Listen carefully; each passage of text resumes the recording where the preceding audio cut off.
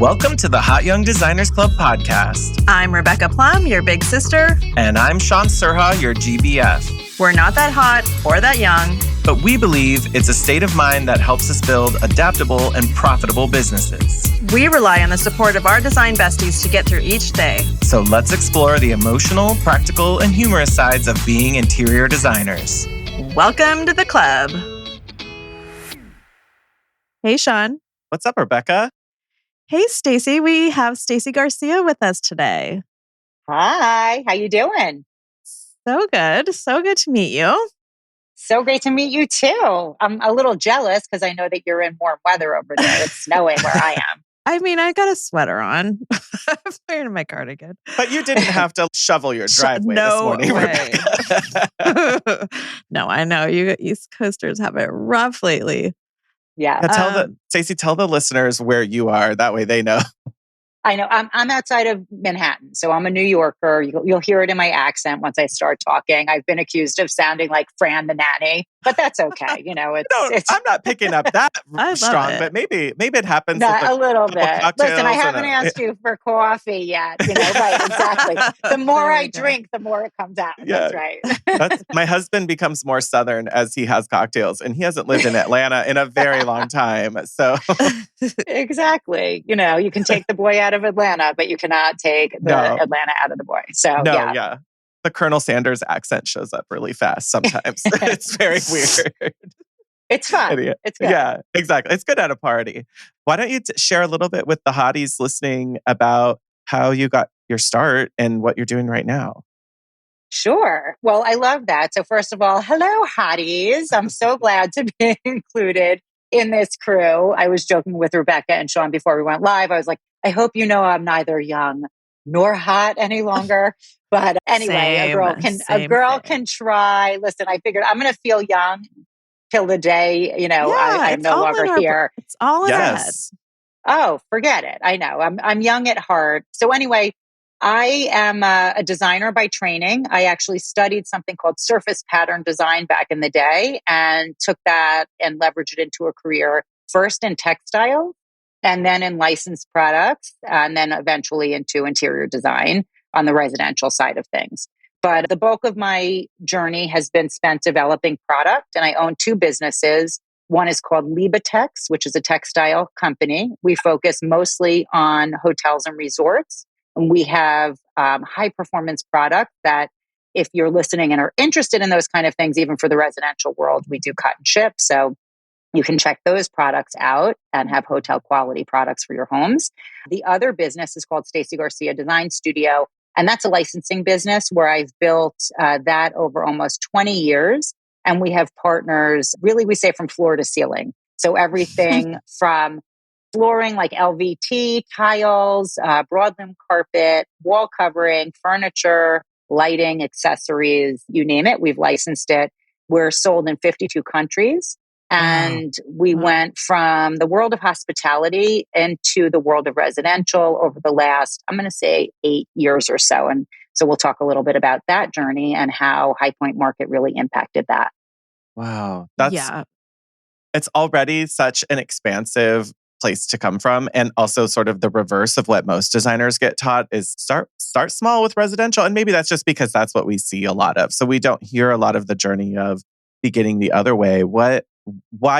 How did starting the textile line, what was the point, like the big point of starting from there when you were getting your start in the industry? Yeah, it's interesting. So, I, like so many listeners out there, was an art kid. You're drawn to design for a reason, right? Somebody told you were creative. Someone told you had a great idea or a great eye. And, you took that path and that was, mine. All my extracurriculars were in like ceramics and sewing and like dollhouse furniture making. I'm not even making that up. I was like, I remember, spending 3 weeks, after school activity, like gluing down like a little wicker rattan mini chair that was going to go into my dollhouse. So, we all had those memories. You were doing residential design on a very small scale. Oh my gosh, forget it. And part of my launch story in textiles was actually, I brought the dollhouse concept back into it. But when I started my career, I actually interned at Ralph Lauren, which was amazing because they really make magic in the world of licensing. And I can say that, that it rolls off my tongue now, but when I was a mere babe on Madison Avenue, getting this gig to work at one of the biggest houses out there, I didn't even know what licensing was. And so, here I am and I'm getting this opportunity and I hear them on the phones and they're having design meetings and, I'm hearing this all from the closet because my job for the first 2 weeks was to like fold the antique textiles, wasn't as glamorous that's as it kind of sounds. fun though. But it was, hearing this concept of the licensee is asking for this, the licensee is asking for that. And I'm like, well, who's the licensee? And, why does their opinion matter?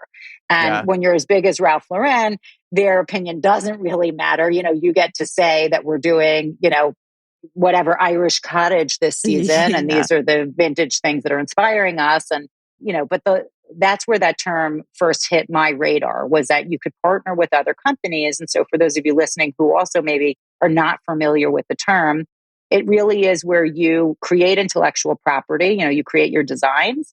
And instead of selling them and then they don't belong to you anymore, you license them, which means that you're going to find somebody else to kind of lend them to.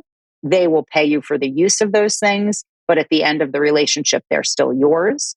And if the relationship rolls, you can make money, in residual income for years. So it was the first concept, and it's really where I got turned on to that world. And to kind of loop back to your question on textiles, my background was in surface pattern design, and I loved designing patterns for fabric at the time.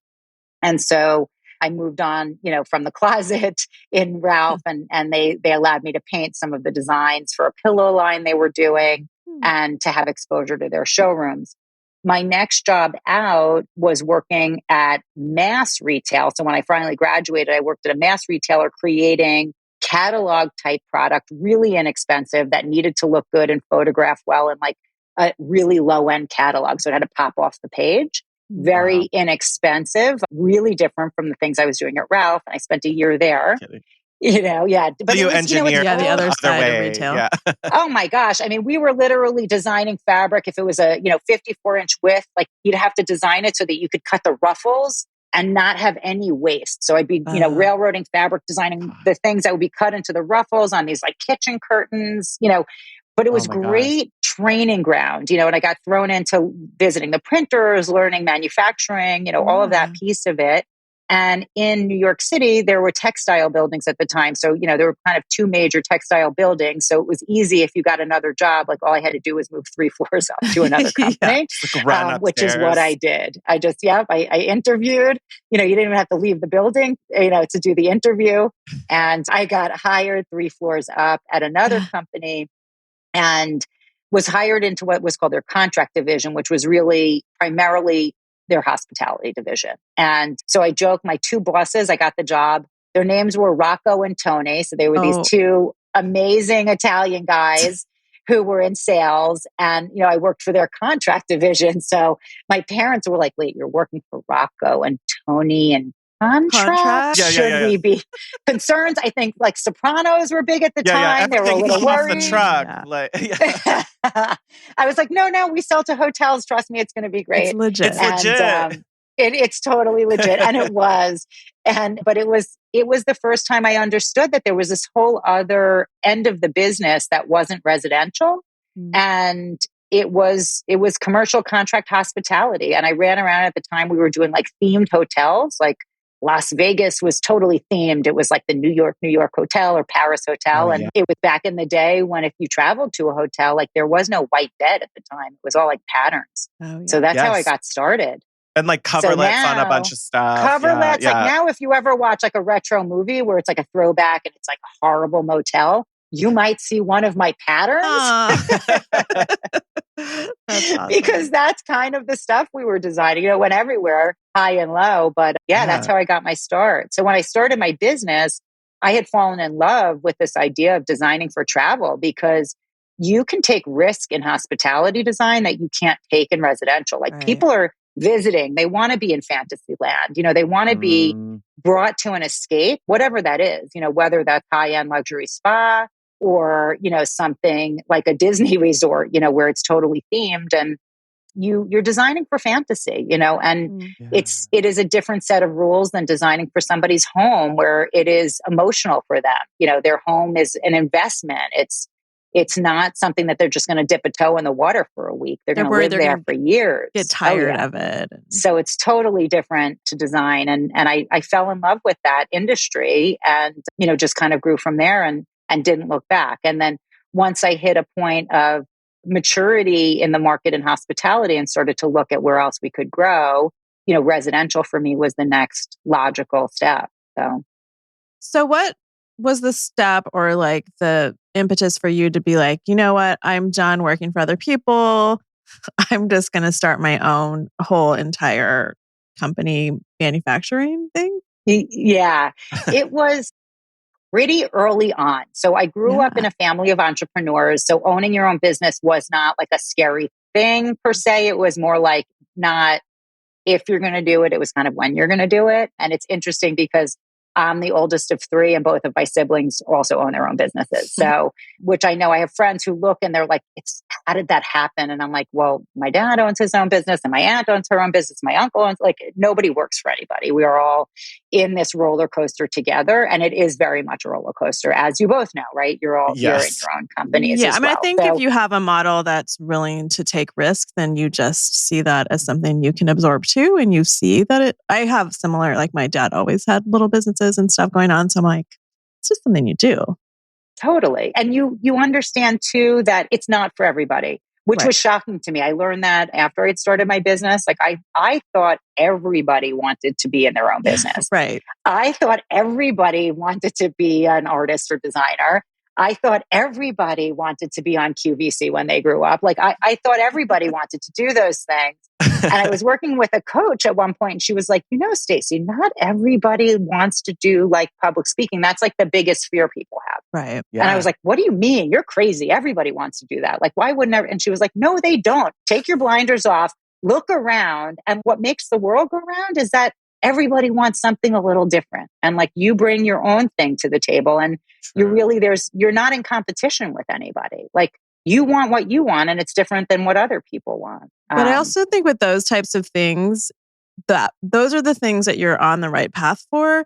If you can't imagine not doing it, which is why you have these blinders, you can't imagine anyone else not wanting to do it, then that means that's your path and your calling because it's so like innate and part of you. Like the grass is green. What do you mean? Like totally. But I'll tell you, it was empowering to realize that not everybody does want the same thing. And I think that was it really is where I think the fun started to happen for me. When I let go of this concept of competition and understood that like actually there's so much more synergy, realizing that even in the creative space, there's this abundance out there. We can all co-create, we can create things that didn't exist before and that there is more than enough. And actually the more we come together and do cool things, the more opportunities do open up. But, to kind of circle back to the question on starting the business and how I got started in it, I was in my 20s when I made the leap to go independent. I had no business background, so I ended up taking a couple classes, like enough to make me dangerous. Mm-hmm.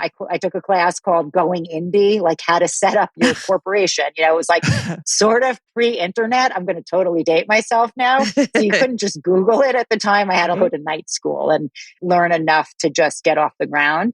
But I knew I was going to go off on my own at some point.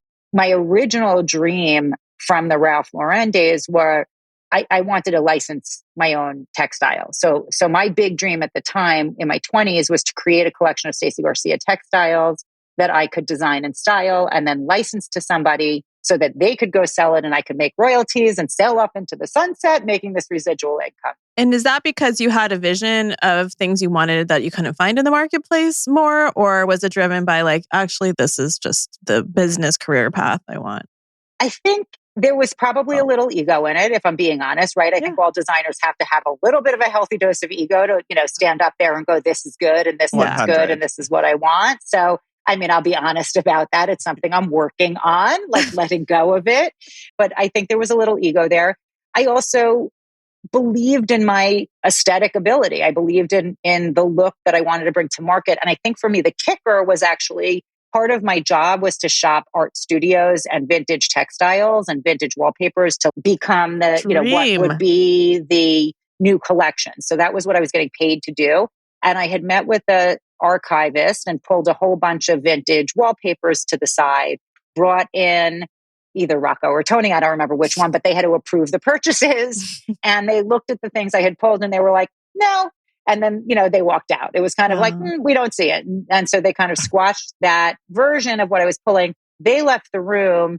And I said to the archivist who was showing the collection, the company doesn't want it, but I'd like to buy them. Are you okay selling me these pieces?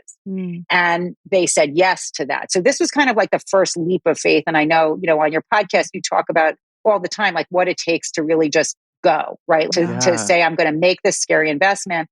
And again, I was in my 20s. I want to say I spent $1,500, which is probably like all the money I had in my savings account at the time.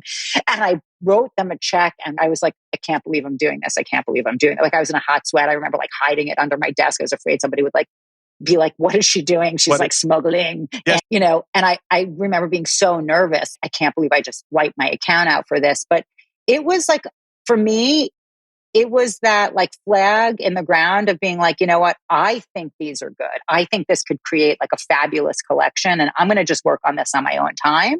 And can you just clarify, what that means? Yeah. So when you're purchasing that vintage archive, does that mean like you're purchasing kind of the rights to recreate it? So it, at the time, the way that the industry worked was less tight, I'm going to say, than it is today. Today, I'll be honest, right? That's the dirty little secret of the industry is that there were a lot of things that were taken. And if you bought antique pieces, a lot of companies would just take them and produce them as is.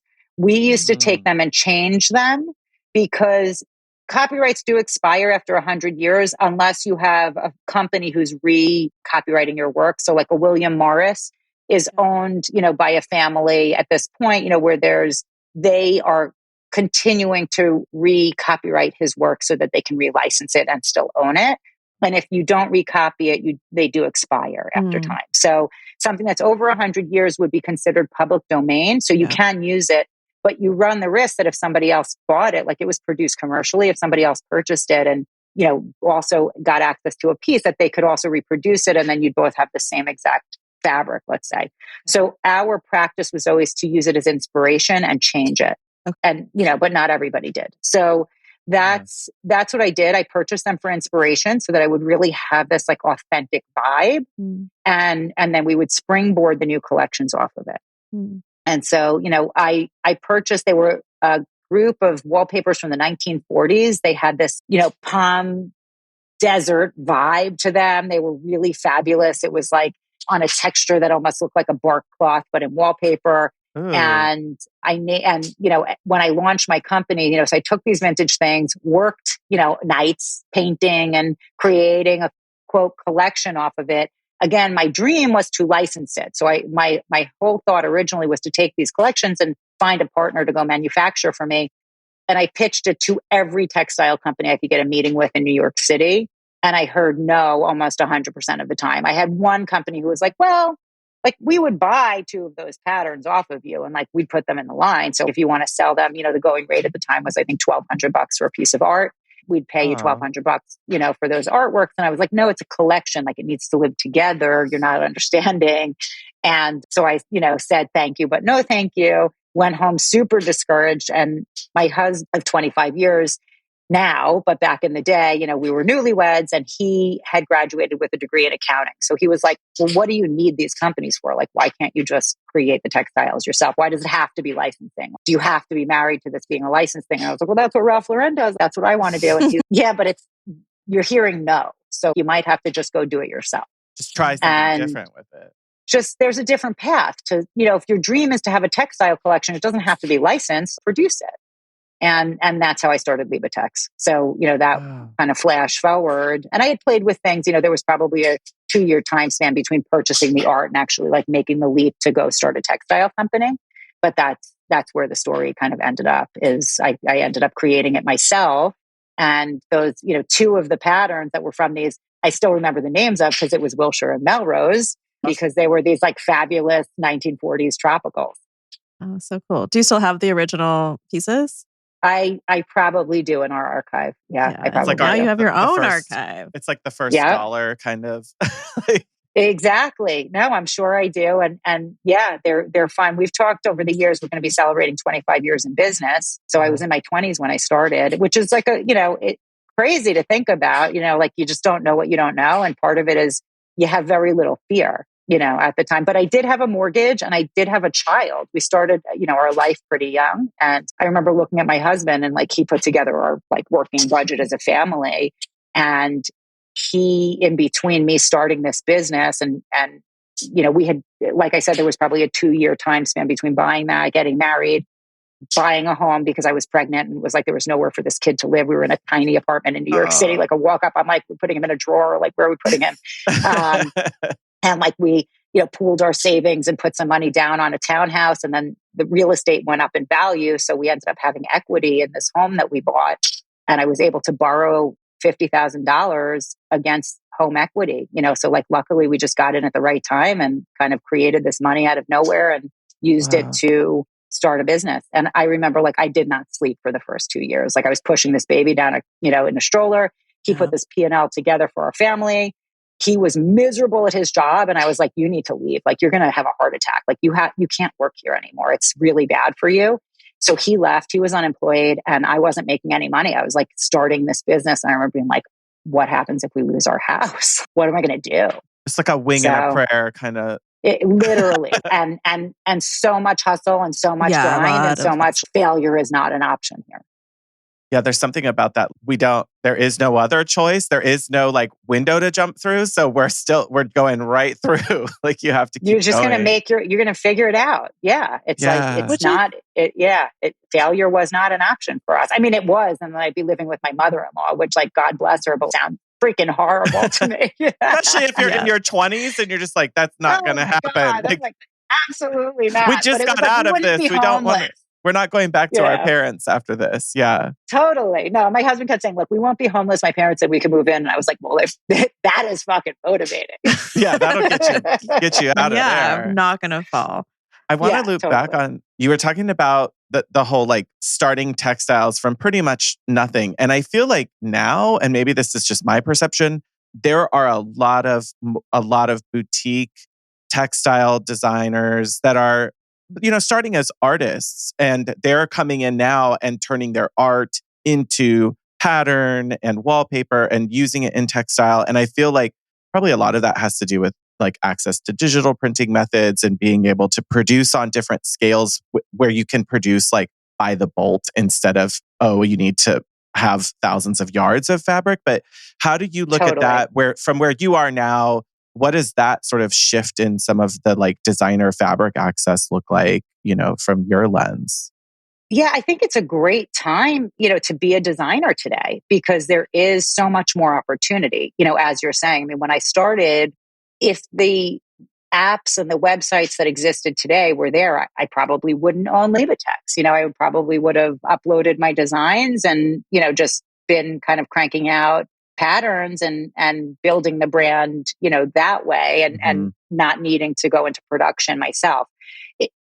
I'm a believer, I'm more of a woo-woo person. I mean, I'm definitely a believer in a higher power. So I don't think anything happens by accident. I think I was supposed to go down this path, and it's given me so much insight from the manufacturer's perspective when I do cut licensing deals with other companies. And we're partnered, Karastan Rugs, and we've had, Bernhardt Furniture is one of my partners on the hospitality side, like so big names in the industry that we've put deals together with. I think it does give me a totally different perspective because I do run a company, that I understand that you have to make money, it's not just, for looks, like it has to produce for you.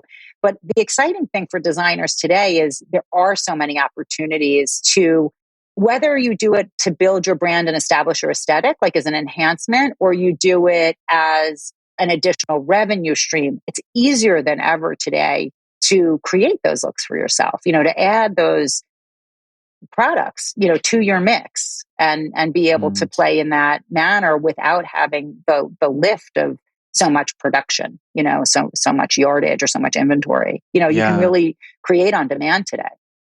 Yeah. Very true. Yeah, you're not having to order, 4 shipping containers full of something and, like Not at all. take all the financial risk and hope it sells and doesn't end up on like a bargain floor somewhere. Yep. Yep. And as good as I am still not batting 100. Like it doesn't exist. There's always going to be things that are amazing, and there are going to be things that are okay, and there are going to be things that like bark until you close them out. How often? So I'm curious just kind of about that cycle of forecasting and being ahead. I mean, you must be years ahead when you're in design versus things in market. Yeah. How does that, how do you know what is going to work, especially at mass market? It's interesting. I mean, I love luxury market because there is a much higher tolerance for innovation. There's a much higher tolerance for the unique. Yes. There's a craving for something different. There's an appreciation of materiality and craftsmanship and what it took to, create these pieces.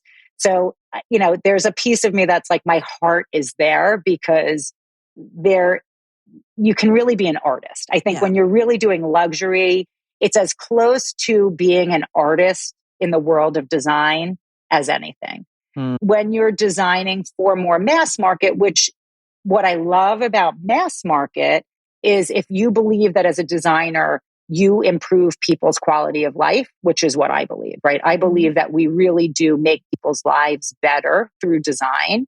We improve their living space. We improve how they feel in their space. We empower people. As product designer, I empower people by bringing out great collections that even if they're not going to be able to afford an interior designer, they have a much better chance of being able to put together something that they're proud of, that they feel really good in. So the beauty of mass market is that we get to impact more people, right? We get to impact a larger number of people and improve the quality of their life through the things that they choose to purchase that we've designed. And so I think there's a beauty to both levels of the market. But your question on forecasting, like how do we know what's coming through? It's interesting. It's really fun because being able to come to High Point Market, or Market for short, in North Carolina, twice a year is a great place to be able to come and see, the trends that are happening, right? To see what's going to be happening. And as an interior designer, you're seeing it for fresh, you're seeing it before it hits retail. So if you're coming to shop High Point Market, you're coming the same time the retail buyers are coming. Right. So you're going to see it well before it's ever on a website or a retail floor. You get to see that sneak peek and be able to choose it and spec it and kind of distill it down for yourself and your clients before it's being shown somewhere else. So it is a great place to come shop. The other thing I love about Market is, that we get to listen to panels from great forecasters. And I've done some too. I've done keynotes for Market Authority on trends, but there are some fabulous people who speak on behalf of Market, and their whole career is traveling the world, distilling down trends, et cetera. So you can kind of hear what's happening even on the front end of before it's going to hit market, before it's going to hit the showrooms. So it is a great place to come and see. My job in my studio, so at the Stacy Garcia Design Studio, one of the reasons that partners, our manufacturing partners, do come to work with us is that forecasting is a big part of our model of doing business. And when we forecast trends, we are looking usually 2 years ahead of what's going to happen. And I do that. I'm a member of a group called Color Marketing Group, which is a forecasting association. So that's really informed the way I look at the world. And I've spent a career really digging in and understanding what moves trends. And there's a handful of other people who also do this really well. So I'll give a shout out to Patty Carpenter and Nancy Fire, who I think are amazing forecasters. Also, if you don't know them, you should look them up and follow them as well. But they're also highly involved with High Point Market. And they do very similar things, to my studio in terms of working with manufacturers to help guide them on what's coming through so that we can develop product in advance and then show them to the design community before they hit retail at market. Hey, hotties, we're taking a break to talk to you about Mo's Home Collection. Look to Mo's for their full line of furniture and home decor that will give your projects that perfect blend of relaxed and modern vibes. And the in-house design team at Moe's has created elevated and design-forward creations from across the globe. As designers, we appreciate that they focus on quality while bringing unique and new styles that infuse life to our projects. The Moe's website also makes our lives easier as designers with high-quality product photography and up-to-date online inventory so you can source quickly. Moe's is a no-brainer to help your business grow with no order minimums and their low freight costs. And you can expect something new at each market where they introduce more than 300 new products, so be sure to visit their showrooms in Las Vegas and High Point. Great news! Podcast listeners can save an extra 10% off their purchase using code HYDC10 at checkout. So register for your account at moshomecollection.com today. And like a huge part of that is like going back to what you were saying of just if that's where consumer likes or whatever is headed, then we want to make product that's going to appeal to that. But we're also going to kind of lead some of that a little bit and come up with new things. But we're also going to make sure that we're developing the product years in advance and prototyping it and workshopping it and all of that. So that way, by the time it gets to market, it hopefully sells a whole lot better because it's on the tip of people's tongue, or, you know, when they're looking in a store, it's like, for me, it's just, every furniture piece now should probably come in white oak because everybody wants something in white oak. And so when they don't see it, consumers are just like, but that's not what I want because that's not what I'm seeing anywhere else anymore. And they sort of change their whole buying pattern around those. Yeah. And I'm curious. I mean, it's fun for me as somebody who does product development and trend forecasting is to see how new technology has shifted the way people design or the way their clients are asking, you know, for a look or a feel. Like I know because I, you know, speak to so many designers, but Pinterest is a starting point. And, you know, you have clients who are like showing you, oh, I saw this on Pinterest. This is what I want. And you're like, well, then, what are you hiring me for? You know, it's like, where's the innovation in that? Yeah. You know, so it's interesting to see, you know, what's on the radar, but I find trends go in cycles. So as somebody who's been doing this for over 25 years, I do find trends are cyclical and there's always a bell curve to them. So, you know, we'll always say to people when you're looking at kind of what's happening in the market, and it's important to interior designers too, because as much as designers are like, well, I don't follow the trends, you know, like I do timeless design, you know?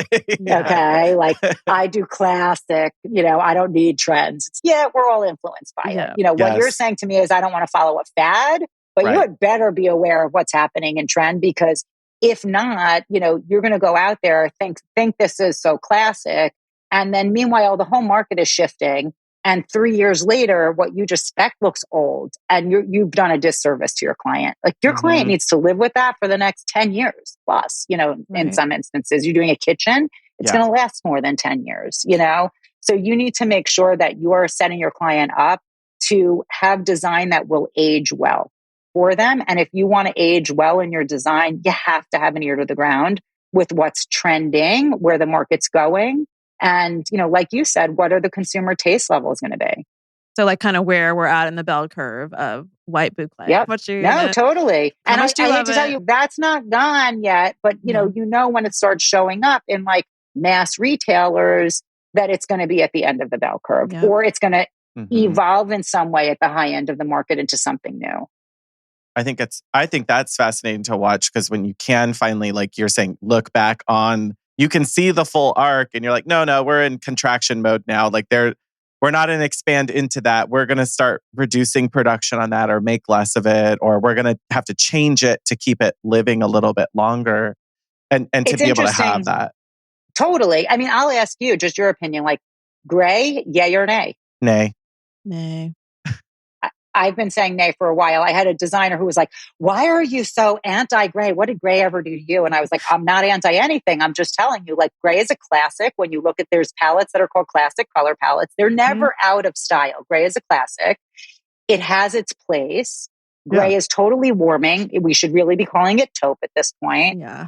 But I've been saying probably for the last 4 years, it's on a decline, but it doesn't mean it's gone. So, you know, in the retail world, or I can tell you, because we're looking at the numbers of what's actually selling on our products, gray is still a really important color. Yeah. And what happens is we see things really on the coast. So when we used to track trends, you could say, East Coast, West Coast in the United States, trends would happen first, right? You see it in fashion, you see it in streetwear, you see it in interior design, and it makes its way through the country. So that used to be kind of something you could hang your hat on.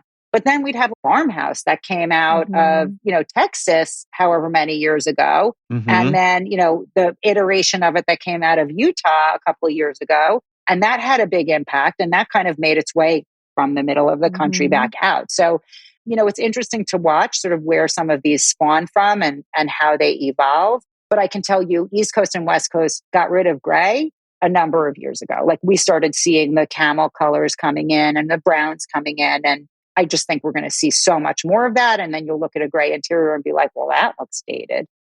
But then there'll be a point where it looks fresh again. where 20 years from now. Yeah. It's going to take time. I mean, listen, gray was huge in the 80s.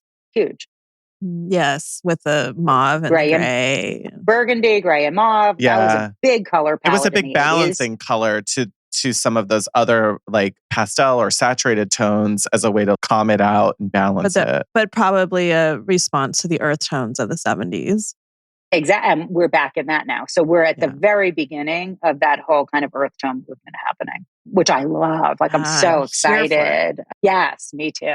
Especially like when I think about the revival of, especially where I am, it's the revival of sort of desert culture, which is sort of feels like very synonymous with the 70s, especially in greater LA and everywhere. It just feels like a natural movement, but everyone was like, but we're coastal, even though you're, 200 miles inland in the desert. Yeah. But everyone was like, but coastal's the thing. So it'll be really fascinating to watch that sort of expand and have an impact on architecture and remodels. Like that's going to go on for a while. Totally. No, I know. I'm excited to see where it hits market. And, I'm excited to go to the spring market because it is where we see, I'm going to call it trend validation, where we get to see where some of our forecasts, and the things for that we've developed, been working on it, So we've forecasted it. We've been working on it for a year and a half. It's now going to show up at market and we get to kind of walk around all of the showrooms and validate what we had forecast and see if there's anything new and emerging that maybe wasn't on our radar until we, came to visit this season. And do you feel from your standpoint, we've shaken off like the pandemic remnants of things not cycling through as fast? Yeah. I think so. I think there's more innovation. Look, when we're looking at trends, and I do a lot of talks on this, I always point out we identify what we call drivers, things that move the trends. So you mentioned one of them, right? Like a global pandemic, that's a big trend mover. That's going to really make an impact. Economy will move trends. Election year will move trends. The environment will move trends. So how important is sustainability? Did something major happen? Where are we looking at that? So there's all kinds of things. Art is a big, place that I look, right? What are artists saying? What's happening? Even if it's graffiti, right? What's in people's subconscious? What are they trying to say? Where's the communication happening? Because design is a form of expression. And, it ultimately, it echoes back what the culture is looking for. And so much of like creative cultures do have this sort of overlapping Venn diagram of design, interior designers to product designers to textile designers to graphic design. Like we're all sort of in that same vein of thoughts and we're paying attention to art because we're motivated by that or color. And not that we're all just like feeding off of it with each other, but we do influence thought. And that is like a really old school creative way of thinking of when, painters and creators would just sit at cafes with each other and say, I'm writing a book about this. Oh, I'm painting this and I'm impacted by this. It's all of that is, now it's a giant cafe we're sitting in, but they're able to overlap and influence each other with these ideas. And that's still happening. And I think it's probably super apparent when you do get to market because you are seeing the art, the accessories, the fabrics. You get to see them all in one place and realize, how we're kind of being influenced by one another. Totally. And playing off of what you just said with the old school artists, like you're talking about, you had the Impressionists and they would all kind of be together studying in the same school or, there's that little bit of, competition, but much more of sharing the work and sharing the ideas and playing off of what we talked about earlier, my 20s when I felt like I was in competition, I don't know who I was in competition with, myself, but, and sort of changing and evolving and growing as a human, not just as an entrepreneur or designer, but as a human, and recognizing and really believing in that sort of law of abundance mentality. What I found is, and I've lived in that for a long time, it's a much healthier place to live. But like you said, we have this tribe of designers, of phenomenal creative people who are really doing amazing things. Their work is being published, they're getting accolades, they're hustling. And even the ones whose work isn't, it's so fun because I've met so many awesome people when I go to market. And so many of them now with technology too. It's, Indigo Pruitt, I know you. Yes. Like, it's people that I follow. And then Maria and I ended up having calls on the phone, where it was like, oh, can I pick your brain about stuff? It's sure. So you end up connecting with people that like maybe you admire their work. Right. On, online or on Instagram, and then you actually meet them in person, and then they become your friend. And then, you end up getting together and kind of growing your relationship because now you have this place where your tribe comes together. Yeah. And, I joked, I was doing like an Instagram a couple markets ago when I was, doing the original style spotters, and you have to, take pictures of things. And I'm like, I was busting the chops of one of my design friends because I'm like, the designers come out. I'm like, shh, we're watching them in their natural habitat. I'm like, their plumage is in full force, at this time of year, right? Because everybody shows up decked out and, accessorized and fabulous. And it's so fun. I always see them on the plane. Together. I'm like, oh, they're going to market. They're designers. Yes, we are easy to spot, but it's really fun when you get all of this creative energy together in one place. And Market's done such a fun job. Like, they have concerts, they have fabulous keynote speakers, and the parties. And the parties. But like concerts, like major acts. Like I'm like, how do you pull this off? And they're like, well, we're literally the largest market in the world. Like, this is it. So they get really fun. It's crazy. It's a lot of fun. I mean, we talk about this a lot, and I really think people who haven't been to High Point, if you only think about, oh, I can't take that time off or it's expensive. Like, I don't think people are realizing the total value of, seeing all the trends and the touching and feeling of furniture that we can sell to our clients. But but being able to go, like, this is my third career. I've never had industry connections like I do now, that we can have like little mini vacations with our friends. Even if I went by myself, I would meet people that I know or kind of know from Instagram and can get to know. And there's just like this really level playing field, and we meet people come up to us, which we just love. And I don't know, it's just such a unique industry, I feel. Yeah, it's a great place, like you said, to expand your network. Go ahead, Shaun. There's something about like how your guard is down a little bit because you feel like, oh, I'm in like if a group of doctors were in the lunchroom together, they're going to talk about, because they don't have to worry about a patient being around or the general public hearing what they're saying. And so you put a group of us together and we all just start saying, oh, but I could make that profitable. And that's a really, like, that price can work for me. Or, you know what, I'm having trouble with fees, or what do I do about this? And suddenly we all let our guard down like we wouldn't do when we're in that sort of public setting. Yeah, Shaun, last time Shaun was bumped into Jean Stouffer, like they were side by side picking through something and like grumbling about the quality or something. I was like, I can't sell it. Yeah, she's just, the price seems really high. I'm like, yeah, I don't think I can make that profitable for what it is. And she's right. And so not that I'm not going to out, what we were talking about, but it's just, I would never have that ability to have that conversation not being at market. I would just super fluid and natural. And No, it's great. And it's funny that you're saying that because it's something I hadn't thought about until you brought it up. But the other benefit of building a network of other interior designers while you're there is I've seen also where they'll start networking groups and it's, hey, and I'm on some of them. So, people will jump in and go, hey, I love this chair from such and such vendor, but I don't have an account with them. Like their opening order is $20,000. Who's got an account? Yes. And you build a network to be able to kind of piggyback off of the accounts that you have so that you can buy better and be more profitable. And, it's great to have those forums also because they'll say, oh, like you said, well, such and such, their lead time's no good, or you can put your image on whatever and say to them, hey, does anybody know where to source this? Like my client came to me from this retailer and, you don't want to buy retail. So who has something that's similar or where's the real source? And you end up building a really good network of, again, generosity. It's this reciprocal generosity. We're not competing against each other. We're all here. We're going to attract the clients that are meant for us. And so it's so much better for business to have a network of like-minded, similar business owners to be able to like mastermind and share and network with. That's probably one of the biggest things that comes out of coming to market at this point too. Beyond, like you said, it's amazing to be able to sit on the sofas, see the quality. It makes such a huge difference. If not, you're shopping online, you're like concerned about what you're speccing. When you can open a drawer and see if it's soft close and get the feel of the finish, like you do wonders for your ability to have confidence in your specs. So going there and being able to see so many showrooms in one place, like there's really nowhere else in the world that you can cover that much ground so quickly. Absolutely. Until I went to market, I did not. I was at the same place where I'm just like, well, I'm just making money on design fees or whatever. And no, I'm not doing that. And then you go through that first phase of, okay, my mind is blown.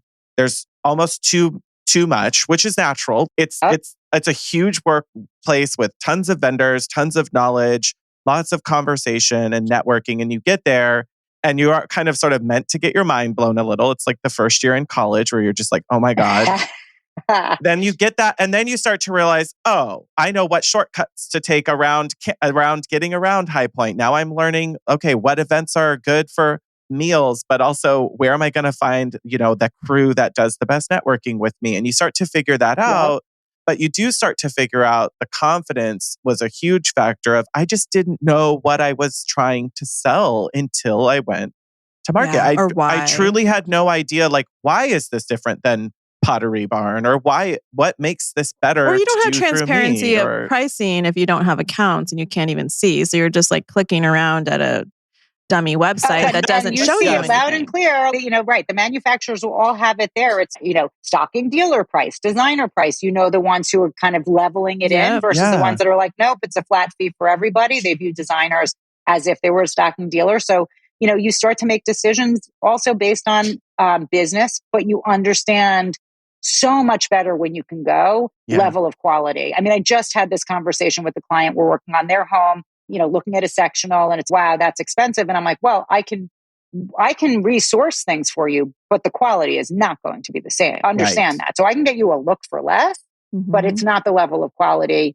that I would want, or that I would expect. But yes, we can get you that. And it was like, boom, they immediately understood. It was like, no, what you're getting in these components are the things you can't see. What you're getting is the fact that the pillows aren't going to sag, 2 months in, and that the sofa and sectional is still going to look good in 5 years. Like it's a well-made piece of furniture.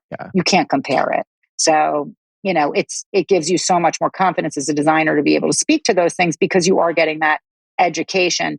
And I love how you said it's like being a freshman. I think that's a great analogy because sometimes people are like, oh, I'm afraid to go, I'm overwhelmed. But you could say that about any new conference you go to. There's that fear piece. There's that little bit of what I just get myself into and I'm nervous. And whenever you go somewhere new, for me, I think High Point's done such a great job and Market's done such a great job because you land. And I remember going the first time to High Point, and knowing that it was a place I needed to be, right? I was looking to expand my business from hospitality into residential and retail. There was no other place to go. So I had to go. I had an uncle who was with me in the business at that point in time, helping me with business development. And so the two of us get on a plane and we land and there's buses lined up. There's greeters there with signs that say, welcome to market. Yes. And I remember looking at him and being like, I feel like I'm in Orlando. Are we going? It felt like I was going to Disneyland. It was like, sure. We had arrived, we're designers. We had arrived. I'm like, oh, this was easier than I thought. But they take care of you once you're there. That's what we've said before too. It seems very kind of convoluted when you're from far away. But once you're there, like the wayfinding, it's like when you land in park in Disneyland, they make it very easy for you to find the entrance to the ticket booth. Like you just totally. And I was actually like skeptical because as a New Yorker, I don't trust anything. I'm like, so we land, there's these greeters, they have smiles, there are signs, welcome to market. And I'm like, I don't think that's for us. Like, I was like, we're that's, not we the were group like, that what? booked that. Yeah.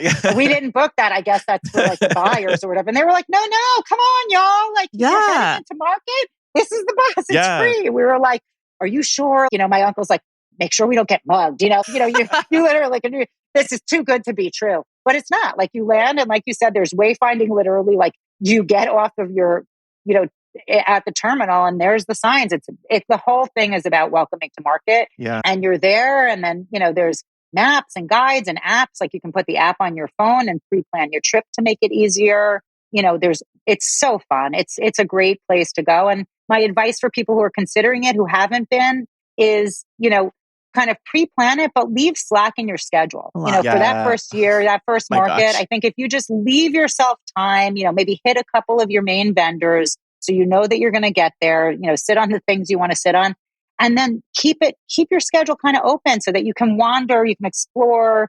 There's parties everywhere. It's all for you, the buyer. It's all for you, the designer. And, don't be intimidated by it. It can be so much fun. So just kind of keep a lot of slack in your schedule that first year. Yeah. That's and really last great fall advice. we hosted a hotspot tour, and they have those every year or every market too, that they're just super accessible. A lot of people that are kind of new to market, and you'll like on our tour, we watched people make friends that we saw connect again and again throughout the week.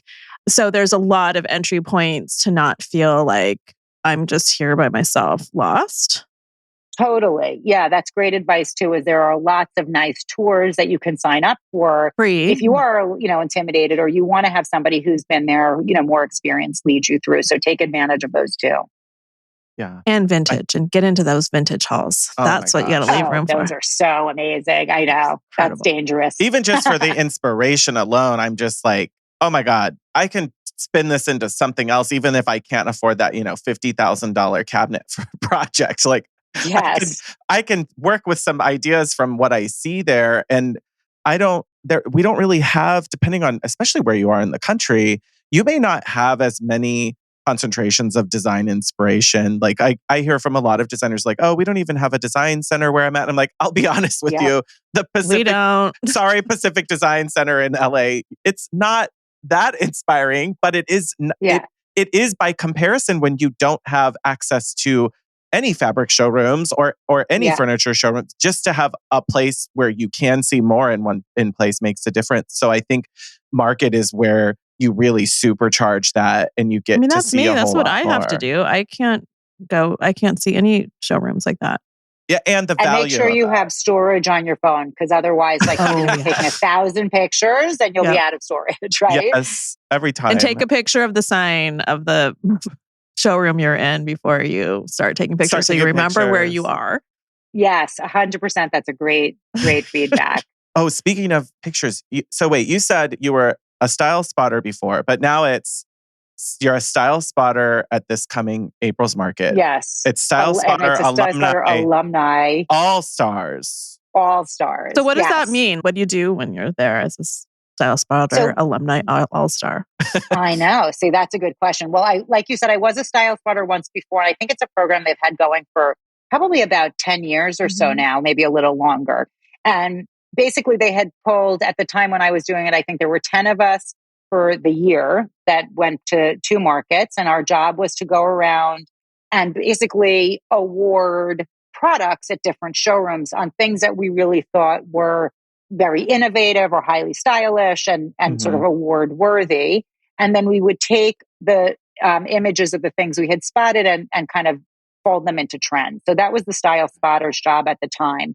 And we were doing kind of these presentations on our favorites or the trends that we were seeing in the markets. We were kind of spotting trends, spotting new innovation, things like that.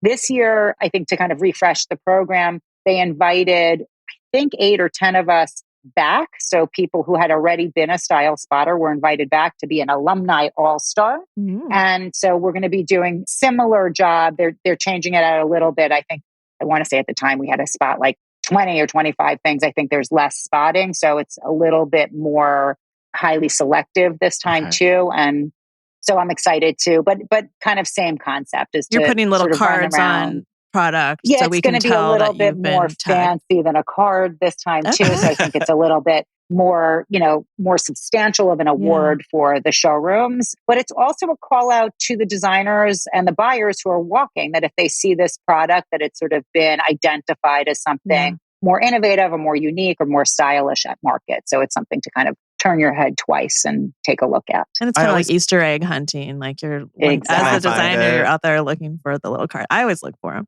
I always look for what other designers are looking at, because I really want, I always, it's like a trusted, vetted opinion almost, to go, oh, but these are my people. They're already kind of looking with a critical eye at things. So it's always fun to see them in showrooms where I'm like, oh, good. That confirmed what I was thinking about that piece. Or Totally. And I follow the hashtags. I don't know if you do that too, but that's one of my hacks is I'll follow the hashtags while I'm at market to see, because it's so much ground to cover. So if I'm scrolling and I see something cool, I'm like, oh, that's awesome. Let me go run and find, I want to go see that one for myself. Yeah, I was thinking that when you said leave room in your schedule to get inspired by Instagram, because I definitely do that too. Where I'm like, wait, I didn't see that. Where is it? And most designers will tell you where they were if you DM them. Exactly. Oh, totally. And a lot of them are just, tagging right on there who the showroom. Yeah, absolutely. So you're going to be at market in April. This year's spring market's April 13th through the 17th. So I know it's going to be packed, because spring market is always just, there's that exciting energy of everyone coming out of like their winter hibernation. And it's just sort of like the pent up energy of this is like the first big event of the season for most designers. So that's going to be a lot of fun. I think that's going to be beautiful. I think it's almost like Fashion Week, like it's, there's New York Fashion Week, we all like are looking at the runway shows. Like this is almost like our furniture fashion week. This is where furniture and accessories really like has its showing and the designers all show up. And, it's almost like having a front row seat to this fabulous fashion show. That's going to be great. Stacy, can you tell everybody where they should follow along with your adventures? Yeah, I would love to connect with all of you. So I'm on Instagram. I have two handles. One is Stacy Garcia Trade and one is Stacy Garcia Home. And that is the distinguishing factor between my hospitality work and our residential work. So hit me up on both of those. And I'm also on LinkedIn at Stacy Garcia. And you can find me on my website at Stacy Garcia Inc.com, and we can check out all of our product and our projects. And I would love to see you all at High Point. So please, if you're going, hit me up, DM me. I am pretty user friendly. Okay, that's fantastic.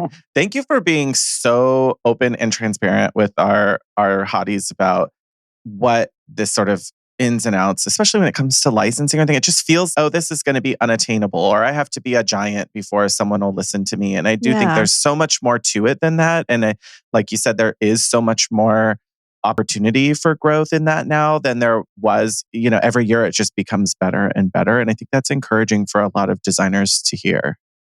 Good. No, I hope I can, help. And again, have done panels, and High Point's got great education on so many things. So there may even be something on licensing this year too, and a great way to expand, your business. Thank you so much. Thank you so much, Stacy. It was really inspiring. And thank you for inviting me on. Well, until next time, stay hot, designers. Thanks for listening to the Hot Young Designers Club podcast. For more on what we talked about today, check out the show notes. Your support helps us grow, so share with your design besties. And subscribe and leave a review on Apple Podcasts. Our conversations continue on Instagram. And be sure to download our monthly resources on our website and our Patreon.